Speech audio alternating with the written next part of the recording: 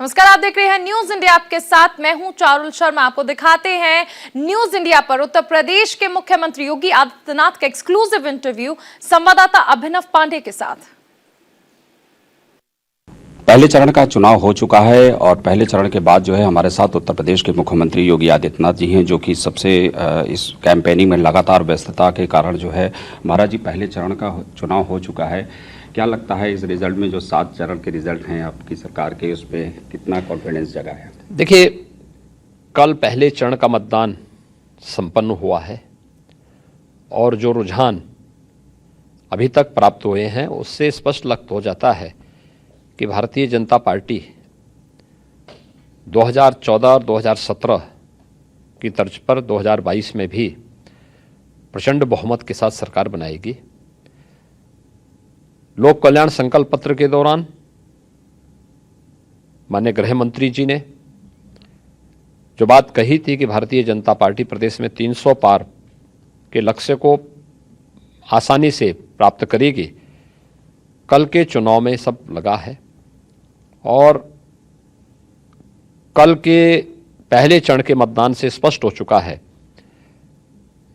कि वंशवाद और परिवारवाद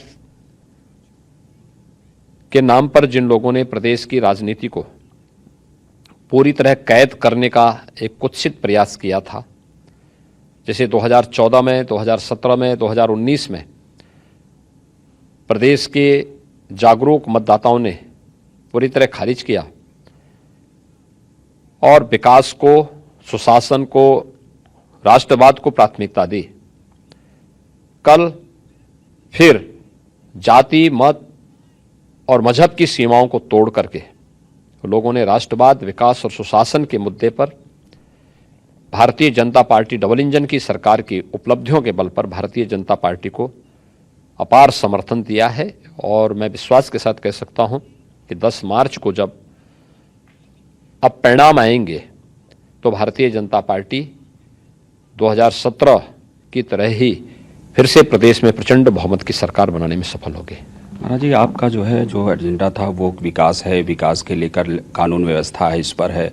लेकिन जो है विपक्ष है, समाजवादी पार्टी की बात की जाए तो वो जो है पश्चिम में जो पहले चरण के चुनाव हुए या जो अभी जो चुनाव हो रहे हैं उसमें जो है जाटों पर आधारित है, वो जाटों की उस पर आधारित है कि जाट उनको वोट करेंगे या एक वर्ग विशेष या अल्पसंख्यकों के वोट बैंक को लेकर। लेकिन कल जो अखिलेश यादव की जो मैं सुन रहा था उनकी जो रैली थी उसमें उन्होंने अपने जो मैनिफेस्टो जारी किया है उसका जिक्र नहीं किया, बस बल्कि आप लोगों को जो है लगातार आप पर जो है कटाक्ष करते रहे। देखिए, एक तो अखिलेश जी को देश और दुनिया की जानकारी कम ही रहती है, क्योंकि बेचारे 12 बजे सो कर के उठते हैं, उसके बाद उनको तैयार होने में भी समय लगता है, तो सही और वस्तु स्थिति की जानकारी उनको नहीं रहती है। जो उनको बता दिया जाता है उसी को रट करके आते हैं, अपनी बात बोलते हैं। ये विडंबना है कि हम राष्ट्रवाद, विकास और सुशासन की बात करते हैं तो वे लोग जाति की बात करते हैं, परिवार की बात करते हैं और तुष्टीकरण की बात करते हैं, जिसे प्रदेश की जनता पहले ही खारिज कर चुकी है। ये तुष्टीकरण की राजनीति आज से 7 साल पहले प्रदेश की जनता खारिज कर चुकी है, पूरी तरह खारिज कर चुकी है। इसलिए अपनी खींच मिटाने के लिए वे अंततः आरोप प्रत्यारोप में आते हैं।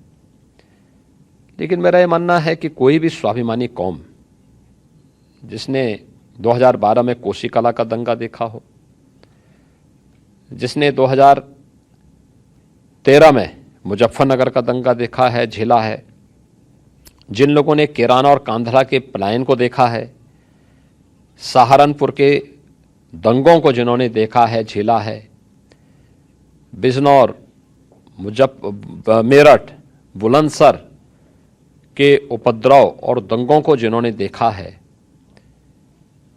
अलीगढ़ के उपद्रव को जिन्होंने झेला है, वे लोग कभी सपा गठबंधन को माफ नहीं कर सकते।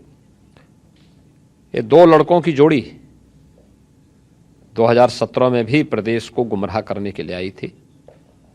लोग जानते हैं इनकी असलियत क्या है। 2022 में फिर आई है और हर व्यक्ति जानता है, जब 13 में दंगे हो रहे थे या 12 से 17 के बीच में सैकड़ों दंगे हुए थे, तो एक लड़का लखनऊ में बैठ करके सत्ता का संचालन कर रहा था, दंगा करवा रहा था, एक दिल्ली में बैठ करके तमाशबीन बना हुआ था।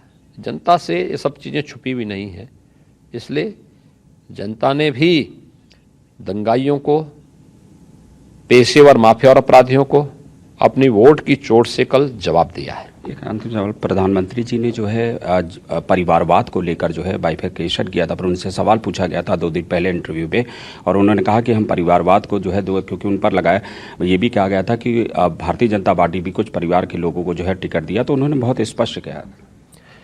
देखिए, भारतीय जनता पार्टी न परिवारवाद पर विश्वास करती है न जातिवाद पर।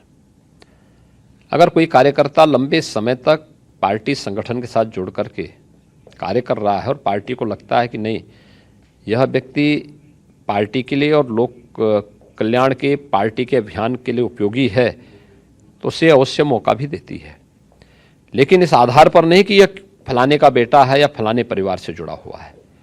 सपा तो यही है, पूरी पार्टी एक परिवार के इर्द गिर्द घूमती है। कांग्रेस यही है, बहुजन समाजवादी पार्टी यही है। भारतीय जनता पार्टी एक लोकतांत्रिक पार्टी है, सबका साथ सबका विकास पर विश्वास करती है और इसी अभियान को लेकर के आगे बढ़। महाराज जी, 6 चरणों के चुनाव बचे हुए हैं, न्यूज़ इंडिया के माध्यम से अपनी जनता को क्या कहेंगे? देखिए, मेरा तो प्रदेश की जनता से एक अपील होगी कि पिछले 5 वर्ष में, 5 साल पहले उन्होंने प्रधानमंत्री मोदी जी के आह्वान पर भारतीय जनता पार्टी को वोट दिया था। डबल इंजन की सरकार का एहसास प्रदेशवासियों ने किया। 5 साल में कोई दंगा नहीं हुआ, पेशेवर अपराधी और माफिया आज खुलेआम अपनी अराजकता नहीं फैला सकते। हर बेटी को सुरक्षा की गारंटी मिली है। विकास आज उत्तर प्रदेश के अंदर सर्वत्र देखने को मिलता है। गरीब कल्याणकारी योजनाओं का लाभ हर एक गरीब को बिना भेदभाव के मिला है। ये जो भी कुछ भी किया है, हम लोगों ने आस्था का सम्मान किया है, जो कुछ भी 5 वर्ष के अंदर भारतीय जनता पार्टी की डबल इंजन की सरकार ने किया है, यह वोट का जुगाड़ फिट करने के लिए नहीं, बल्कि प्रत्येक चेहरे पर खुशहाली लाने, हर एक जिंदगी में सुरक्षा प्रदान करने के संकल्प के साथ हम लोग आगे बढ़े थे।